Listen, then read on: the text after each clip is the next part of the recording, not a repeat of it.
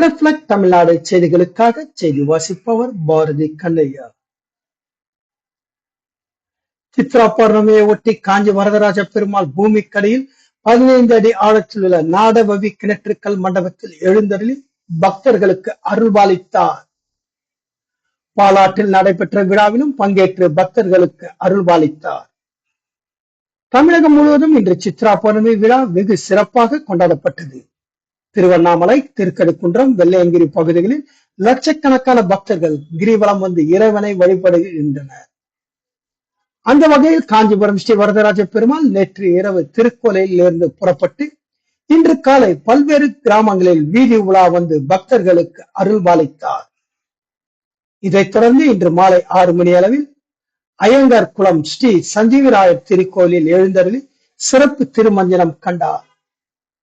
அதன் பின் சிறப்பு மலர் அலங்காரத்தில் கேடய வாகனத்தில் அதே பகுதியில் பூமி மேற்பரப்பில் இருந்து 15 அடி ஆழத்தின் கீழ் அமைந்துள்ள நாடவவி கிணற்று கல் மண்டபத்தில் எழுந்தருளி கல் மண்டபத்தில் 3 முறை வலம் வந்து சிறப்பு தீபாராதனை நடைபெற்றது. பின் பூமியின் மேற்பரப்பிற்கு வந்து பக்தர்களுக்கு சிறப்பு தரிசனம் தந்த பின் பாலாற்றுக்கு வேதங்கள் முழங்க வந்தடைந்தனர். இந்த விழாவில் ஏராளமான பக்தர்கள் கலந்து கொண்டு சாமி தரிசனம் செய்தனர். காஞ்சிபுரம் மாவட்டத்திலிருந்து எமது செய்தியாளர் தினேஷ்.